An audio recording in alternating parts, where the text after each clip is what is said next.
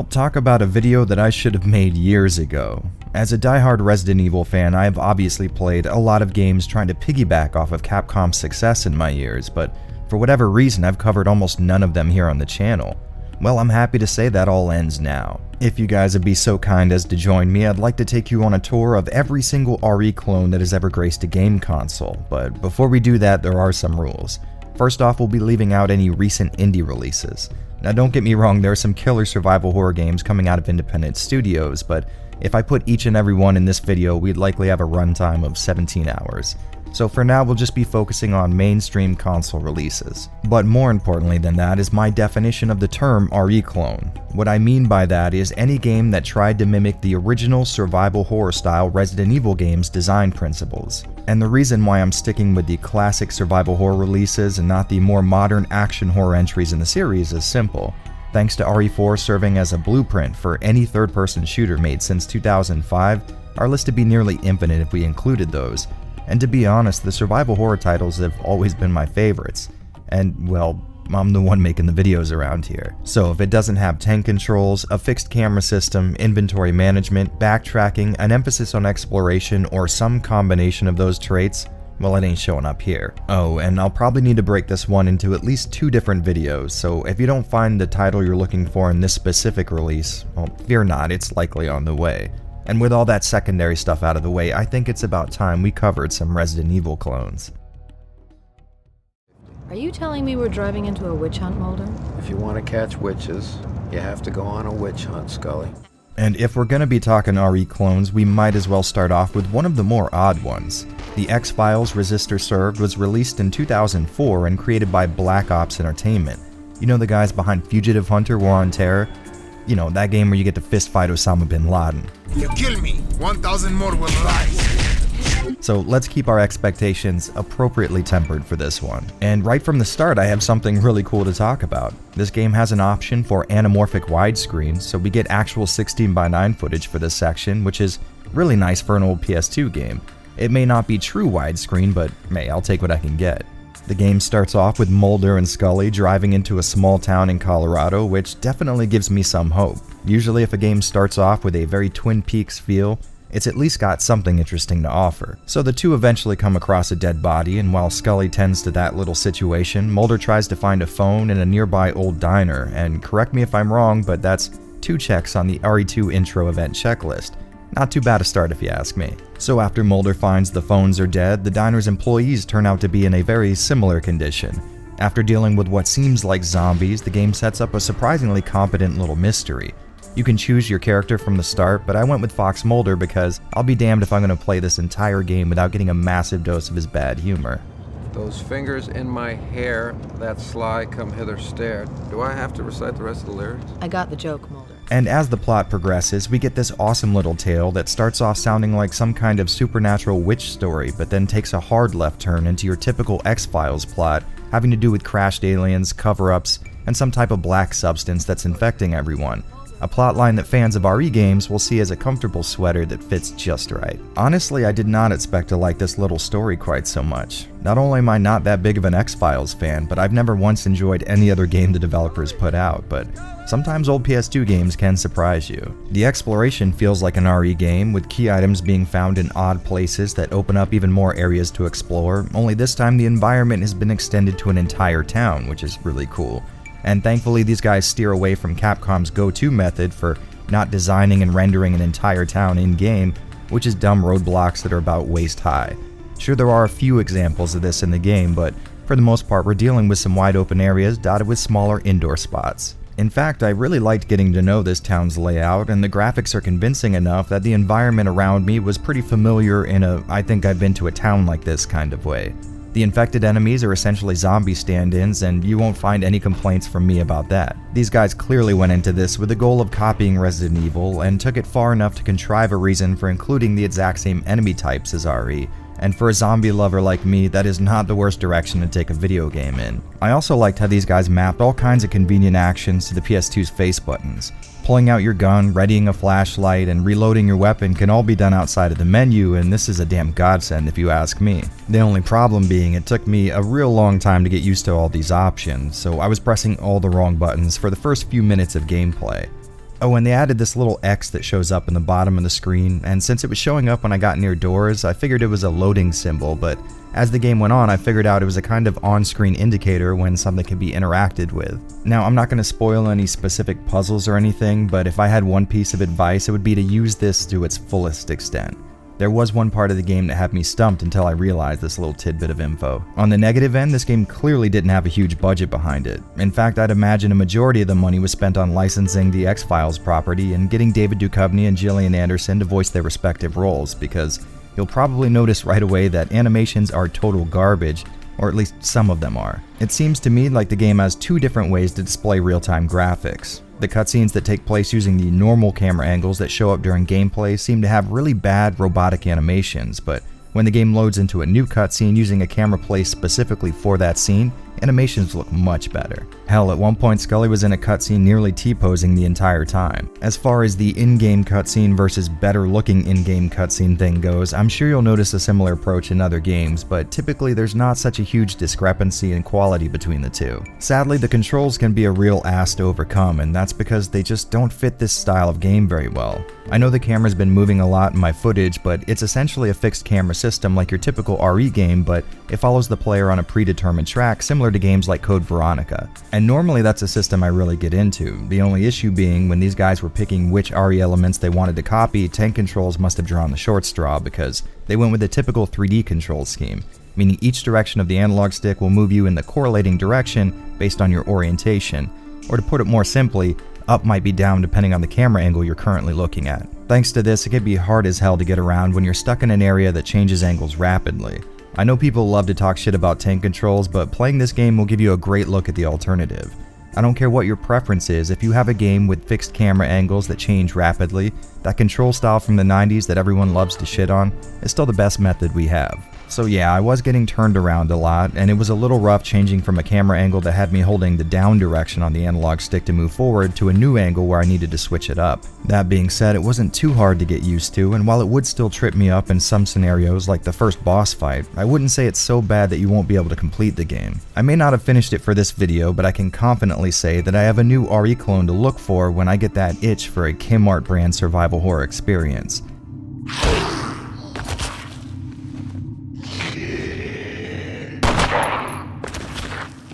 It provides a nice little story, and as a plus, the supernatural elements in the X-Files universe definitely lends itself to this kind of a game.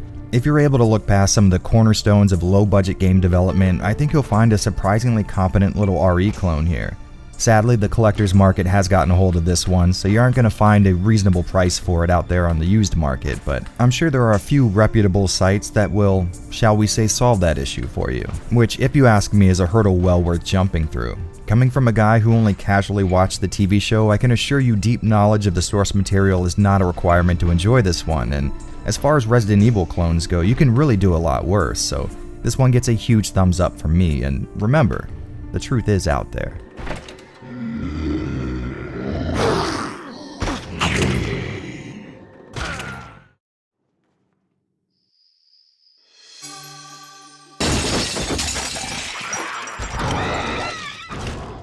And since we started with the PS2 game, why not keep that momentum going with a title from the same generation, one that you guys have been wanting me to cover for a very, very long time. Eternal Darkness was pretty important in its day for several reasons, but mostly because it was a pretty serious horror game while also existing on Nintendo's Gamecube exclusively. By this time, Nintendo was starting to ease up on their weird moral rules that decided what properties could and could not feature on their platform, but still, you didn't see this stuff very often back then. On top of that, it was made by Silicon Knights, a company that apparently knew how to make good video games at one point and yet still released 2 Human. Interesting. ED has developed what you might call a cult following over the years, and like most things that have that rabid of a fan base, it does tend to get overhyped a bit. That being said, if you came here to see me burn this game alive, well, you're gonna leave unhappy because I flat out love it. It's this incredible middle ground between the gameplay of a Resident Evil title and the story of an H.P. Lovecraft novella, and yes, that is a lot of praise to throw in such a short sentence. Eternal Darkness starts off with Alex here getting the call that her grandfather Edward has been murdered, and she gets on a plane immediately to check things out for herself. After actually seeing what little there was left of her grandfather's corpse to see, she starts to explore the mansion looking for some kind of clue as to what happened here. As she does, Alex uncovers a long-lived series of events that all culminate in the most cosmic horror setup you've ever heard of. Once she gets her hands on the eponymous Tome of Eternal Darkness, she gets to witness hundreds of years worth of prep work, including people from all over the world and all over the timeline who have all come into contact with this book and who all play at least some role in this grand plot to bring a godlike being called an Ancient into our world. It seems like there are protections in place, including other Ancients that are keeping him from crossing over, and the entire plot of the game is essentially Alex finding pages of the tome that tell the tale of how he's been slowly over thousands of years and with help from other humans, setting up the circumstances for his arrival. Instead of giving you all this information in a linear fashion, ED has you uncovering the plot points by jumping back and forth between different locations and time periods. Thanks to this layout, you get to see a bunch of creepy as hell locations and experience a few different perspectives. This allowed the environment designers to really change things up, but in a way that seems congruent with the general feel of the game. This means if you're ever getting really tired of a location, just know that you won't be there much longer, and soon enough you might be in another place or another time. As for gameplay, this game couldn't be more RE if it tried. In most areas, the emphasis is on puzzle solving and exploration with a slight bit of combat thrown in for good measure. The choice not to engage in combat is almost always viable, and like a good survival horror game, Eternal Darkness doesn't give out any rewards for participating in combat other than the intrinsic prize of that specific enemy no longer posing a threat to you in that specific area. Instead of the standard tank controls, which I think we all know is my preference with this type of game, we get 3D analog movement like you'd find in most modern games, but unlike the last title we covered, these are actually well done with an environment that was tailor-made for such controls. And what that translates into is this game feels absolutely amazing to move around in. Again, just like the X-Files, ED has a camera that will follow the player on a set course, but for all intents and purposes, it's a fixed camera system. I never had any real issues controlling my character, like I said, except when there were traps in the environment and a careful hand's needed. Even then, it wasn't too huge of an issue, and overall, I have to say the controls here felt very, very nice. Combat in the game is handled with your typical RE approach, that being a shoulder button to ready a weapon and a face button to use it, but Silicon Knights added a limb targeting system that actually works pretty well. When you ready your weapon, whatever extremity you're targeting will light up, and a good strategy early on is to decapitate your enemies and then circle around to their back and hit them while they're swinging wildly at the last spot they saw you in. Instead of usable items, health is regained via a magic spell, and come to think of it, a lot of other cool things are handled that way too. That spell menu can be a little overcomplicated and not very well explained, but you'll get the hang of it after a while, and there are some useful spells to be found here. Ones that'll enchant your weapon for more damage, or the usable types that allow you to progress further into an area. Of course, I couldn't make a video on Eternal Darkness without mentioning the sanity mechanic, a system that'll have the game messing with your head if you let your players see too many messed up sights or let enemies keep their eyes on them for too long. Once sanity is low enough, the game starts playing tricks on you. All kinds of things can happen at this point, and when they happen, it is very, very random.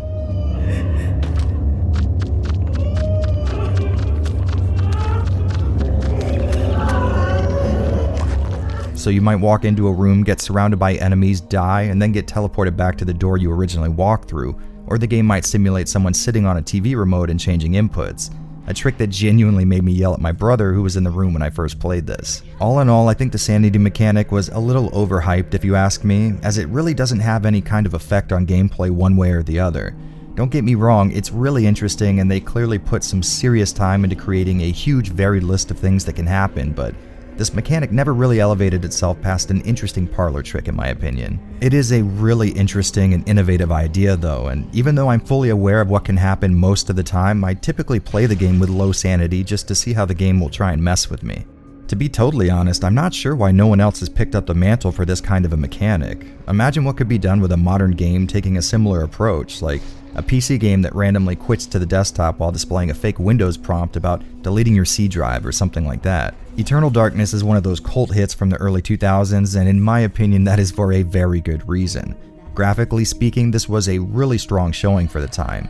ED came out around the same time as the RE remake on Gamecube, and while Remake's incredible pre-rendered graphics couldn't be touched by any console of the day, Silicon Knights really knew how to make a 3D environment work in an RE clone. The design and lighting of your surroundings are jaw-on-the-floor impressive for the time, and thanks to the benefit of a real-time rendered 3D world to explore, lighting effects from the character can show up on the background, like when a weapon has been enchanted or you get your hands on a torch, you can see that colored light casting on the environment. 3D models aren't the best looking in the world, but the textures used are pretty damn impressive, and if you ask me, this game stood as a better testament to what could be accomplished on the Gamecube. It seems like there was a lot of love and attention that went into this one, and that goes for the 2D assets as well. I mean, just look at this little skull blinking his creepy eyes. I love attention to detail like that. Luckily, this is one of the relatively few games that natively support 480p on the Gamecube, which means holding down the B button to force progressive scan mode will net you some serious visual fidelity. Checking out both interlaced and progressive scan options side by side shows the clarity and sharpness gained when using 480p is just flat out incredible. I'm using the FrameMeister to upscale both images, but each is using these same exact settings, and no matter how many times I see it, it just never gets old witnessing these retro games look this damn good. So if you have a Carby, GCHD, or honest-to-goodness GameCube component cables, make sure you play this game in progressive scan mode. Trust me, your eyes will thank you. To be totally honest, I hadn't really played this game since I marathoned it with a friend not too long after its release, and I had sort of convinced myself in the meantime that it didn't live up to the hype, but after starting it just to capture footage for this section of the video, I ended up playing to the very end. It does this amazing job of recreating Resident Evil's approach to combat, exploration, and puzzle solving, but also manages to add on to each of those metrics in a very real way. It's not often that a clone adds this much to the core experience while still staying so faithful to its inspiration. Eternal Darkness is an absolute, hands down, no need to think about it recommendation from me. It is an incredibly fun, creepy, and unique horror game that checks nearly every box I like in my survival horror games. Once again, this is a title that has ballooned in price since its release, and it seems to be getting worse as time goes on. By this point, you guys probably know how I feel about spending on retro games, and I cannot in good conscience recommend anyone pay $50 for a loose disc or more than $75 for a complete inbox copy, but once again, I'm sure all of you know how to get your hands on this disc image, and that is exactly what I recommend you do. Oh, and if you're looking to really increase the effectiveness of this horror game, play it in the dead of night with headphones on. Trust me, you will absolutely love it. Nothing short of a miracle will keep him alive.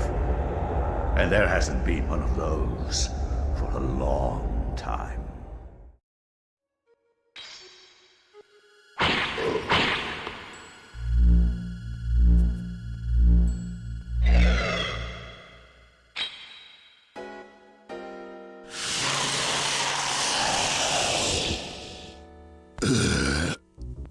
Ah, yummy. Feed me more.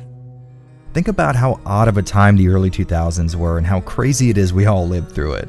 When a property gains enough popularity, the video game tie-in is always an option, but in this list alone, we have 5 or 6 examples of these people saying to themselves, you know what would best represent this product? An RE clone. God, what a time to be alive it was. So, as you might expect, Vampire Hunter D was made to capitalize on the success of the animated VHD film Bloodlust, which is one of my all-time favorite anime, and I was planning on risking a Content ID strike to sort of summarize the movie for all of you, but as luck would have it, my wife recently started her own YouTube channel specifically to recommend her favorite anime to people, and this film just so happens to be her latest video. So if you're curious how great Bloodlust is, or how impossibly cute my wife can sound, maybe swing by her channel PB and Joe. I might be a bit biased here, but I think she's done an amazing job at figuring out how to edit video and put her thoughts into her work in an attractive but informative way. Plus, I kind of owe her a favor for that whole dedicating her entire life to me thing. Nepotism aside, VHD starts off with a very odd note. The game seems to be chronicling the events of the movie, but deviate almost immediately. First off, the Marcus brothers all make it to Carmilla's castle in one piece, and this seems to be the first spot where Dee and them end up meeting. Now, I've only ever read the first novel in the series, so this may actually be a more accurate retelling of the book for all I know, but either way it makes sense from a gameplay perspective. One thing an RE clone typically needs is a large but closed-in environment to take place in, and I can't think of a better location to set an RE-like game in than Carmilla's castle from Bloodlust. It's a genius setting, and the amount of supernatural shit going on here does make for an awesome little spot to explore. Just like any respectable Resident Evil title, you'll be making your way through this old spider's web of a layout and finding keys or items that'll further open up the environment. There are a scant few puzzles you'll need to solve, and while they aren't as omnipresent as they are in RE games, they really fit the game and its setting really well. In the movie, humanity was essentially sent back to medieval times thanks to a ruling class of vampires keeping them oppressed for ages, but the vampires were way ahead of the game, creating spaceships and moon bases, so it makes sense you would stumble across the odd security terminal or what have you. Taking full advantage of the source material, VHD has Dee primarily using his sword for offense, and it's, well, not that great. Well, actually swinging the sword and making contact is surprisingly satisfying, but getting to that point is where the issue lies. The game auto-locks onto enemies, but that means the controls now switch to orient themselves to the enemies and not to D, so there's no turning around until you unlock from one. What this means is you are definitely going to take a lot of hits just trying to get past a monster so you can heal or use magic or just run past it in general. In order to engage with enemies, you need to hit triangle, which has D taking his sword out and switches the examine button to circle, so you don't want to keep it out all the time unless you're fond of attacking instead of picking up items or accidentally menacing the wall adjacent to a door where you were trying to open. Now, you might think having to hit triangle during a fight and waiting the oh so long unsheathing process might get in the way of fluid combat, and you'd be right. So hitting the button while moving forward allows D to instantly take it out, followed by a lunging attack. The only issue there being there is a crazy amount of lag in inputting commands in this game, and more often than not you're going to hit forward, then triangle, and for some reason the game will only recognize one of those inputs. For mobility, D moves around using tank controls, which, like I've said a million times before, are very easy to get used to and can be incredibly responsive, but these tank controls specifically were not implemented very well. Like I mentioned before, there is a butt ton of lag in inputting commands, but on top of that, the movement scheme was made for fast-paced running around in larger areas, so you are going to overshoot where you're trying to go a lot. And I'm sad to say you don't ever really get used to this. Compounding things, we have a feature that no other RE game has ever seen before, a jump button. Now, jumping with tank controls and laggy inputs is about as bad as you might think, but it still feels surprisingly good to get right to the edge of a screen transition and jumping forward to trigger it. In combat, jumping serves no real purpose other than letting you hit flying enemies. At first, I thought this might let me jump over enemies when I didn't want to fight, but this is definitely not the case. In fact, you probably don't want to jump in a fight at all. Not only will your jump arc stop the second you get near any enemy, but any damage you take while jumping will have D backflipping away, which not only loses whatever momentum you might have had, but also turns him in a random direction. So if you've been holding up when you got hit, D will start running, oftentimes right into another attack. And the shitty cherry sitting on top of this bad design sundae is that hit stun for D is way too long. Even a single enemy can lock you into a position where you have no chance of escaping, and couple that with the laggy inputs, you've got yourself a recipe for a really bad time. Now, with all that being said, I still really enjoyed my time with this one. Don't get me wrong, it frustrated the absolute hell out of me, but I really liked the setting and source material. Plus the gameplay, had it been put together by a company who knew what they were doing, would have really made sense for the books and movies. I liked being able to use D's left hand to absorb enemies for MP, and there's this cool system by which D gains VP from the blood shooting from his victims. This gauge decides how strong he can hit and how much life he gets from certain enemies, but a full MP gauge not only lets you use really useful healing and attack spells, but also gives D an extra life when he fills it all the way. This was a genuinely cool system and had me questioning whether or not I wanted to absorb monsters or kill them with my sword. On top of that, I like seeing these familiar characters interacting with each other. I see you're here for the money. Shame on you. Die, traitor. To my knowledge, the only voice actor they could get to reprise their role was John Rafter Lee, who voiced Meyer Link, but everyone else sounds at least somewhat adjacent to how they sounded in the movie. When I sat down to write about this game, I ended up with nothing but negatives, but for some reason I really can't explain, I still really enjoy it, and I'm not sure why. I mean, the amateur design moves don't stop with just the combat and movement. Instead of assigning the map to one of the unused shoulder buttons, you instead have to go into your inventory and use the appropriate map item. And I know that doesn't sound too bad, but this takes a nice little chunk of time, and the castle isn't so recognizable that I could navigate it without checking the map a lot. And since we're on the subject, using an item can potentially be a pain in the ass. So the general rule is you open the menu, select the item, and hit OK, but that is also how you assign a function to the square button. So anytime you're using an item from the inventory without moving the cursor back up to the left hand option, you end up spamming yourself with potions or blood pills instead of using a magic spell or absorbing an enemy like you wanted to. This happened to me a lot during my playthrough, and it was a real kick in the ass when healing items aren't very plentiful in most areas you come across. Okay, so I know I painted a very bad picture here, but I do think VHD is worth playing for some reasons. It clearly had a small budget, and the people working on it definitely weren't the industry's elite, but at the same time, it's really interesting seeing a genre I'm so familiar with operate in such an odd way. I mean, think about it, how would you react if someone told you they were planning on a Resident Evil title taking place within a Metroidvania framework? You'd lose your mind, and for good reason. The setting and different approach to combat really helps it stand out as well. It may not be a game I can confidently call quote-unquote good, but it's one that I recommend Resident Evil fans play anyways. At the very least, it's worth seeing such a wild spin on the gameplay you're used to, and maybe you'll enjoy the setting and characters as much as I do. And you know, as I'm writing this very sentence, it's just now coming to me that everything I enjoy and find to be so unique about this game ended up making it into the next entry on the list. Don't tell me you saved me. I didn't ask you for that. You think I should be grateful, don't you? I was just doing my job. We have taken Lord Suruga's head!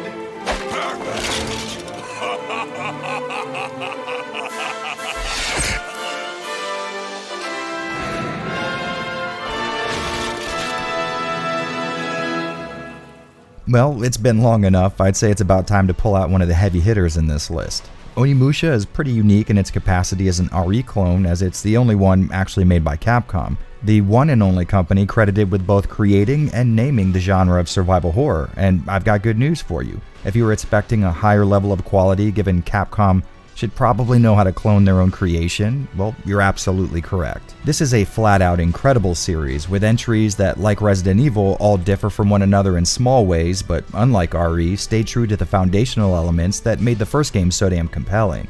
And before we get too deep into this, I may or may not be planning to do a full series retrospective on Onimusha at some point in the future, so I won't be going terribly in depth with this segment. And further to the point, yes, Blade Warriors and Onimusha Tactics are very much a part of the series, but since the focus in this video is on RE clones, don't expect to see them covered here. Don't worry though, you'll be seeing them soon enough, I promise. Okay, getting back to the real point of all this, Onimusha's first entry, Onimusha Warlords, was kind of created back in the late 90s when a Capcom dev came up with the working idea of Sengoku Biohazard. And you know, it's one of those ideas you hear and you think to yourself, how the hell is it that no one thought of this sooner? The idea was to take RE's recognizable gameplay and transplant it into an ancient Japanese setting, something I had no idea I needed until I found out it existed. The project in its infancy eventually grew a little too big for the aging PS1 and was moved over to the upcoming PS2, and just 4 years after it was a mere idea in some developer's head, we got Onimusha Warlords, and I will tell you right now from personal experience, it was amazing.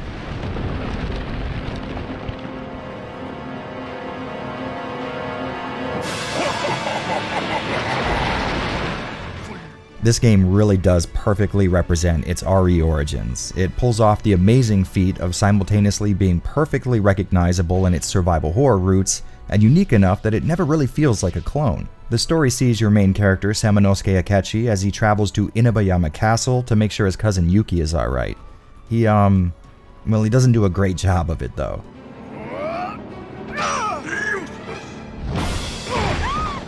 So the ancient Oni clan pays him a little visit and gives him the power he needs to defeat the demons that have infested the castle.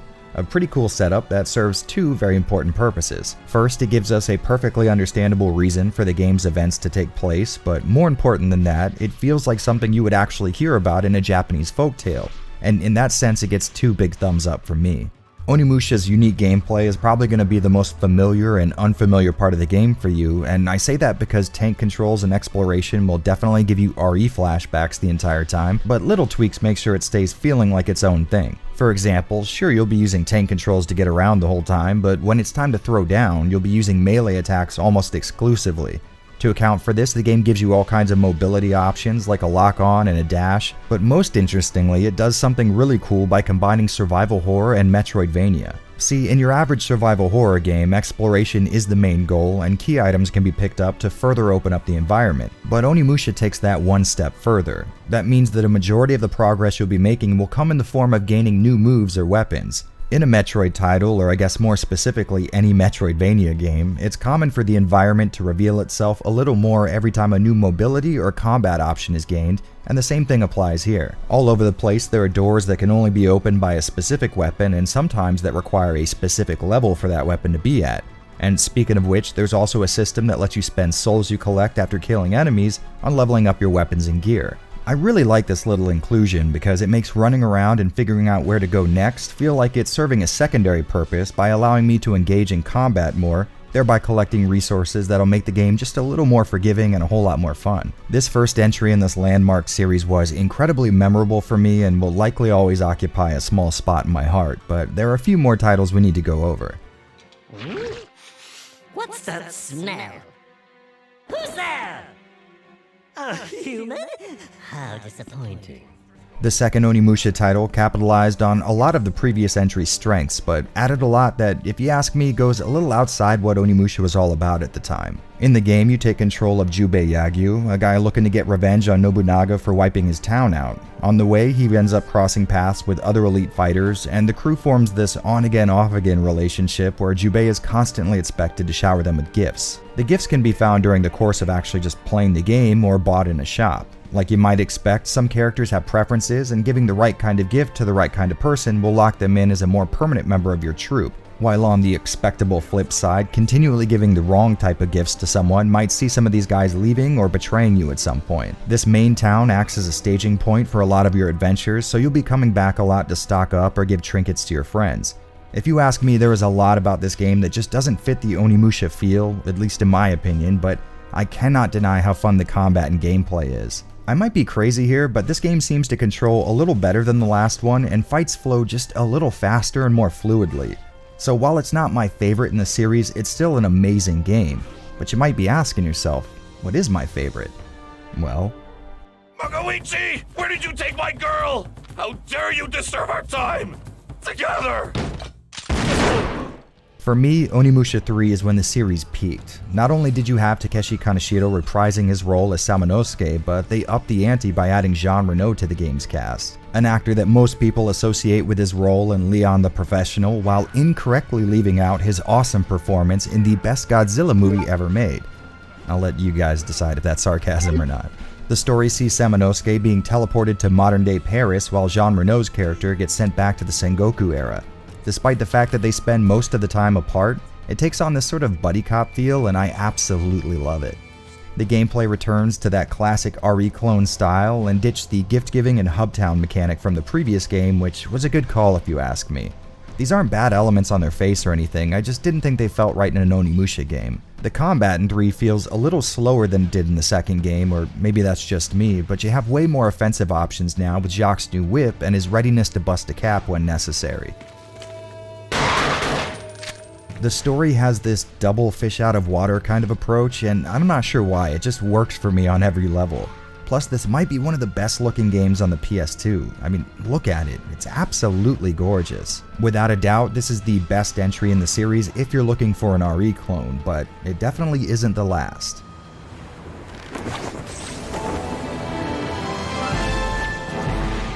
I won't talk about Onimusha 4 Dawn of Dreams too much here, and that's not because it's bad, but because it's just not an RE clone.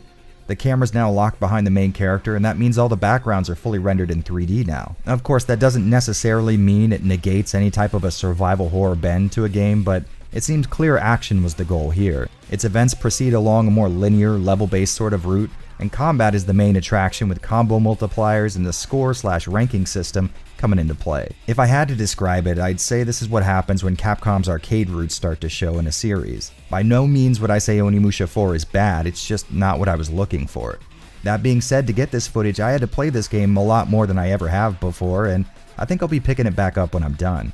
And now that I think about it, it seems like this series acts as a sort of microcosm of Capcom's RE approach, but only taking place across 4 main titles.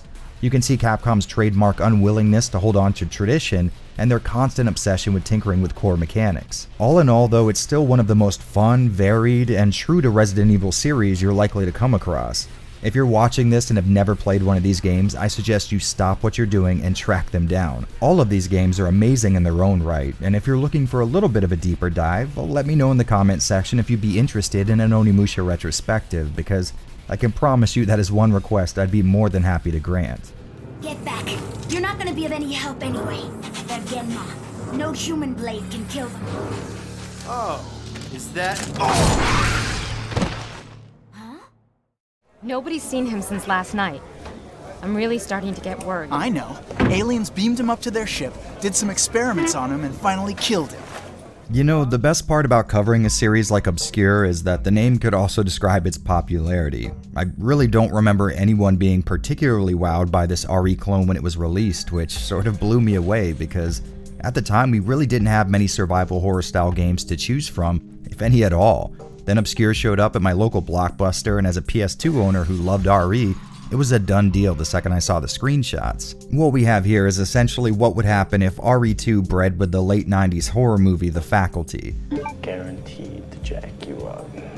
It takes place in a relatively contemporary high school and involves a group who stay after the last bell in order to find their friend, but end up getting involved in a secret experiment set up by the principal, who may or may not be a few hundred years old. The biggest upset Obscure delivers to the established RE norm would be the ability to switch partners. I mean, sure, RE0 did come out 2 years earlier, but since that's the last time we saw that mechanic, we'll give Obscure points for trying. Your entire crew is available from the start, and not only does that mean you can decide who you'll play as, but also who gets to come with you. And if one of your buds get murked, well, it doesn't necessarily mean an automatic game over. I believe the game can still be beaten as long as there is one single character left alive, but to be honest, I always just reset when someone dies anyways. And I'm able to do that because Obscure is kind enough to allow me to save literally anywhere. You save your game with these CD items, and as long as you have one in your inventory, you're good to go. This little attempt at aping RE's success ditches the tank controls and goes for that 3D style where up could literally be any direction depending on the camera angle, but this game makes this style work really well in my opinion. I think it has to do with the environments being mostly wide open, which allows for a little course correction, but for whatever reason, this was the most fun to control game on the list so far. The camera follows you on a set track, which makes for a great cinematic feel and matches the horror movie this game might as well have been based on.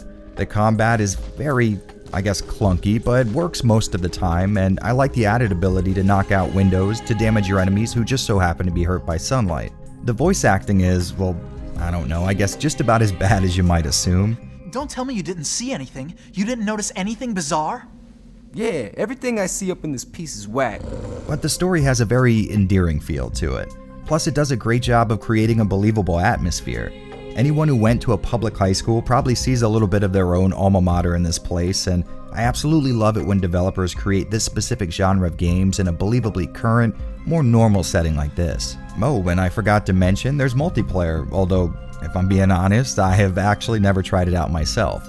We're looking at the Steam version of the game here, a version that I am very happy to say has no issues installing on Windows 10 and supports both modern resolutions and controllers. So if you're a little worried about heading so far back into the gaming timeline, maybe a nice high-res image will help ease you in a bit.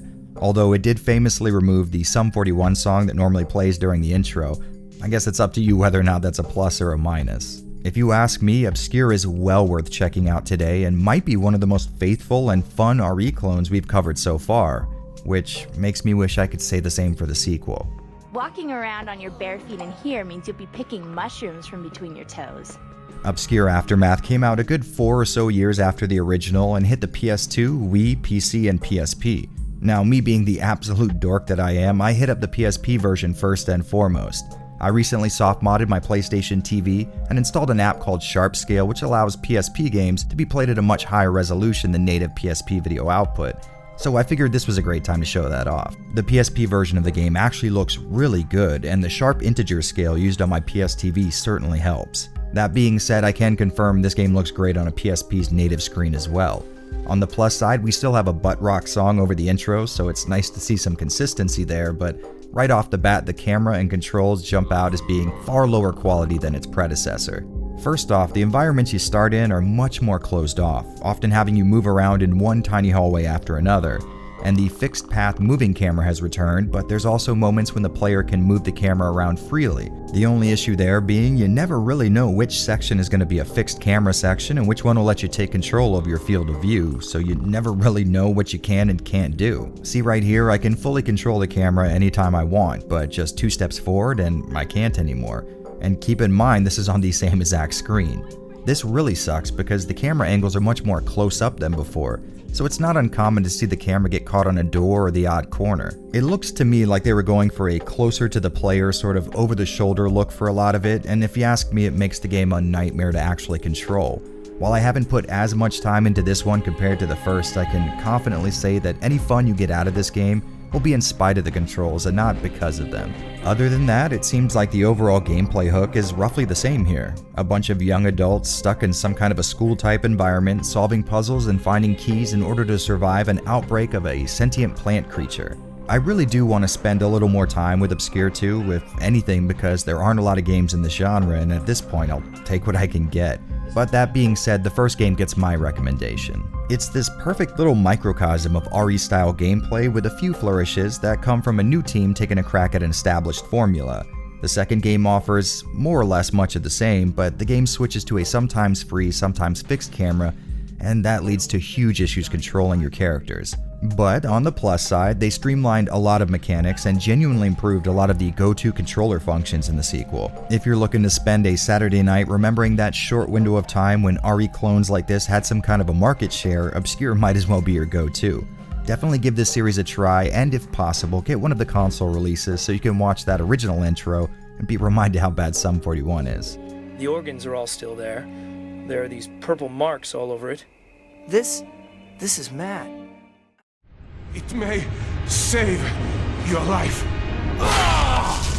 I think most people see Cold Fear as a kind of RE4 clone, and while I can see where that idea comes from for sure, it's important to keep in mind that Capcom's Resident Evil upset only beat Cold Fear to market by a month, which means they wouldn't have had the foresight of knowing that RE4 was going to revolutionize gaming as we knew it, so I think it's a safe bet that Darkwood wasn't copying much of anything. In fact, the only reason this game is on this list is because to me this feels like what I wanted RE Revelations to be. This perfect marrying of RE4's aiming and controls with RE1's general game design, and I think that makes a lot of sense seeing as how Darkworks' previous horror title was another game we'll be looking at in one of these RE clone videos, Alone in the Dark: The New Nightmare. But first things first, we have to cover all of my nerd stuff. What I really wanted to do was have all my captured footage be of the PS2 original because, well, you know how crazy I am about upscaling old analog consoles, plus Cold Fear offers an anamorphic widescreen option, and it's always fun playing old video games in true-ish 16:9. But sadly, there were a few issues with that approach. First off, my FrameMeister was losing sync every single time I went through a door, and I'm not really sure why. I'm almost positive the game runs at 480i the entire time, so that was a huge bummer. But more importantly, the frame rate was just awful most of the time. All of the extra effects like water cascading over the screen and realistic ship movements combined with the huge waves crashing on the ship made the gameplay experience less than ideal. So sadly we'll be using the Steam release for this playthrough. And to be totally honest, in its vanilla form, the PC release isn't exactly great looking either. It's stuck at 4x3, doesn't accept modern USB controllers, and scoffs at higher resolutions. On the plus side though, there are a few mods to get around this. First, there's a widescreen fix that'll let you run the game at 1080p and up, and then there's a .dll that'll allow for a modern USB controller, which is very, very useful and goes a long way in having a modern gamer play this game nowadays. But stuff only I care about aside, Cold Fear starts off with a Navy SEAL team infiltrating a Russian whaling ship. Sadly, these guys get torn apart nearly the first second their feet touch the deck, and in a bout of frustration, the CIA, who's running this little op, orders the nearest government vessel to pick up where the SEALs left off. And the aforementioned closest ship is a Coast Guard vessel led by Tom Hansen, our main character. As you explore the ship, you find the Russians were messing around with some kind of an ancient parasitic life form they call exocells. Help me! Holy! These little bastards like to hijack dead bodies, making the enemies in the game basically Las Plagas, but without a Spanish Napoleon stand-in. So, I guess better. Voice acting in Cold Fear is actually relatively okay, with most of the talent coming from Tom here. Why should I believe you? Because I'm here and you're not dead. Ha, funny.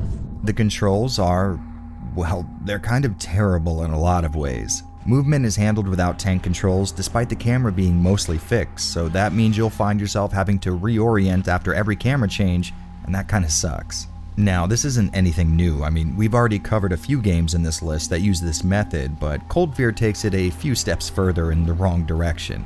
Hitting L1 readies your weapon and puts you in an almost over-the-shoulder type of perspective, but Like I said earlier, this game came out a mere month or two after RE4. So on the plus side, it does get a free pass in the, well, you're just copying RE4 category, but on the negative end of things, these developers didn't have a chance to see a working model of this kind of gameplay before making their own. I mean, let's be honest, I talk a lot of shit about Resident Evil 4 for ruining the formula of RE games going forward, but one thing I can criticize it for is it was a really good third-person shooter that figured out how to do over-the-shoulder better than anyone at the time. I'm pretty sure you guys know that me personally, I prefer the Max Payne 1 and 2 approach, but hey, what are you gonna do? The industry has spoken, and RE4 is the de facto way all third-person shooters were gonna be made after its release.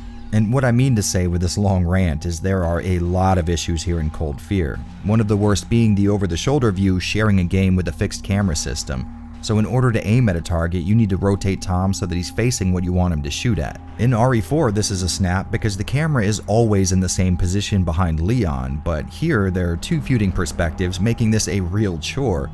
And normally that wouldn't be the worst problem, but enemies in Cold Fear hit hard as hell.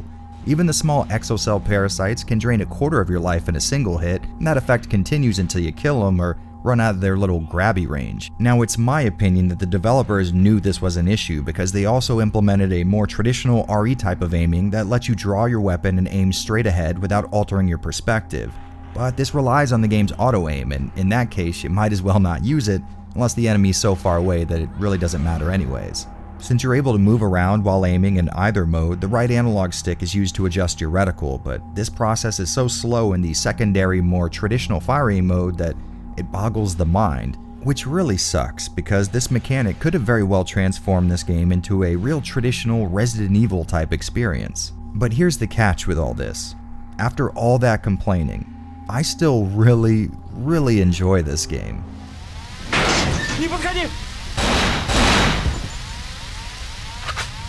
There's a lot of really cool stuff going on here, but given the context of this specific video, what really impressed me was how well they did laying out a cool environment and using old RE tropes to dot the landscape with puzzles, keys, and weapons that can be incrementally discovered. In a lot of ways, they do everything right in my book. There's a cool little story that feels more like The Thing than some kind of zombie invasion, and some absolutely stunning graphics for the time. I mean, sure, there's a lot of jank to be found here, but the camera angles are cinematic as hell and the lighting is just to die for. There's a huge amount of dynamic lighting sources to be found here, and that may not sound too crazy until you figure, hey, this is a console game.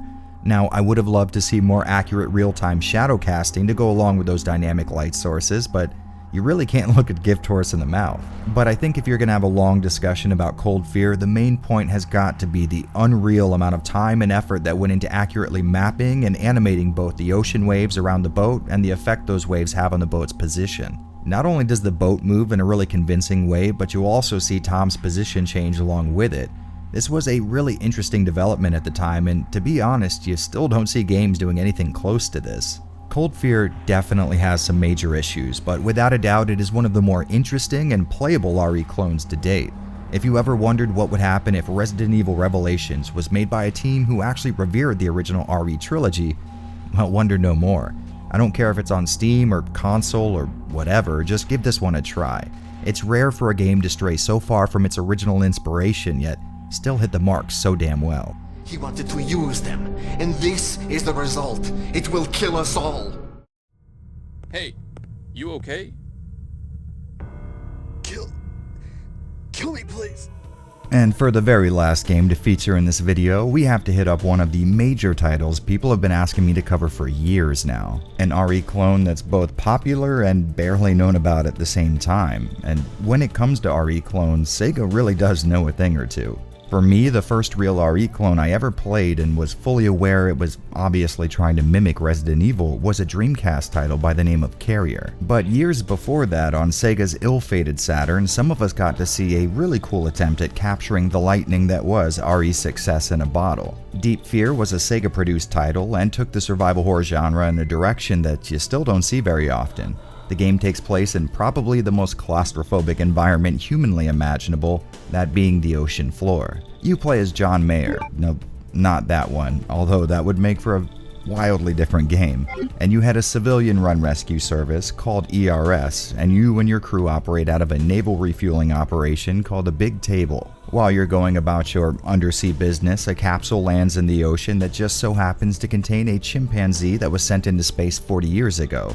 While that's going on, a submarine that was meant to refuel at the Big Table instead decides to crash into the top secret research division on site. Being the only rescue operation available at the moment, the powers that be decide the risk of sending civilians into a top secret facility is a small price to pay to save a few lives, so the ERS go into action. Along their way, the team runs into some kind of infection that turns people into grotesque insect-type creatures. And like you would assume, it eventually makes its way into the Big Table, and also, like you would assume, we are the only ones who can stop it. Gameplay in Deep Fear plays it pretty safe in my opinion. The Resident Evil formula exists in a pretty unmolested state here, with just about everything you would expect being present and accounted for. One of the additions that I was not expecting though was a system that lets you recharge your bullets at certain points on the map, something that may wreak hell with the whole survival horror classification in my opinion, but realistically speaking, I imagine the amount of firepower that a single person would have access to in a naval facility might be so plentiful that, well, it might as well be unlimited. Plus, it's nice seeing where RE Dead Aim was drawing its inspiration from. The other factor to keep in mind when playing a little Deep Fear is that each area of the map has varying levels of oxygen, which is represented by a meter and a few counters on screen. This wasn't only a really good move in my mind, but it also serves as a really cool way to gamify Deep Fear's underwater setting. Scattered all around the environment are panels that'll let you flood a room with oxygen, and when these can't be found, you can actually throw oxygen grenades, a phenomenon that just feels ridiculous to even describe out loud.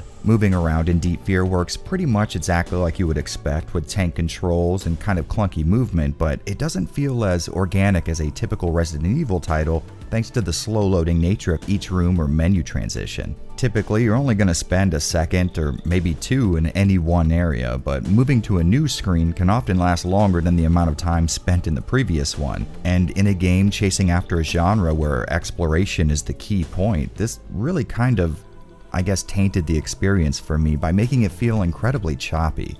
On top of that, if I'm being really picky, combat feels pretty clunky, something that might be a problem if this title weren't years ahead of its time by allowing the player to both fire their weapon and run at full speed, a concept that I would like to add still hasn't caught on in most modern RE games. One thing that I imagine would have blown me away back in its day was the sheer amount of CG animated cutscenes this game has in it.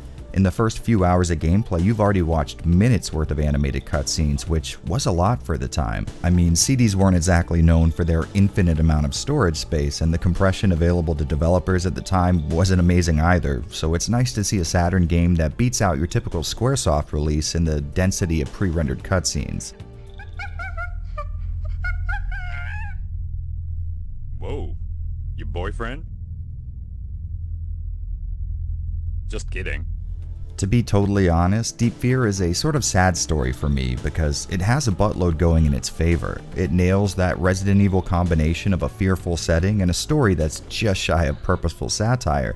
I just wish the game didn't always feel like it was about to give my Saturn a heart attack. If the amount of time spent looking at a blank screen with white text over it could be cut in half, I'd feel so much better investing my time in this one, but as it is, I always get to the same point in the story where I just stop being excited to see what's next and end up putting it down eventually. As a little interesting factoid, Deep Fear never got a US release officially speaking, but there are ISOs out there that have been converted from the PAL release of the game. Now, I haven't burned one myself to see if it'll work with a pseudo Saturn card or mod chip, but I have tried it on the Fenrir ODE and it works perfectly. I would definitely recommend you guys who adore the genre like I do take a look at this one. It scratches nearly every itch you'll likely be looking to get scratched and does so in an interesting environment. And when you think about it, isn't that like 90% of what you're looking for in an RE game? I guess, as a warning, just don't go in expecting it to hold your attention for very long. That being said, try to tough it out and make it to the end of this one. There's a lot more here than poorly recorded English voice acting, although there is plenty of that to be found as well. What? I told you there's a monster down there. Didn't you say you just took care of it? Well guys, that is about the maximum amount of RE clones I am legally allowed to put in a single video, but don't you worry, I will have some more out as soon as I can. By my estimate, there's at least another 9 or 10 titles left to comb through, and that's not counting the good ideas I'll no doubt get from the comment section of this video, so make sure to stick around. But until next time, I will see all of you later. Have a good one, guys. Yo, thanks for sticking around, guys. The idea behind this video came from me trying to find a way to finally cover all the games I get the most requests for, so if you've ever made a request, I hope you either saw it here today or will next time. I truly couldn't do this stuff without you guys, so here's hoping this video showed at least a little of my appreciation. If you're looking to foot the bill for more content like this, I'll have my Patreon linked on screen and some more videos you might get into. You guys stay safe, and I will see all of you next time.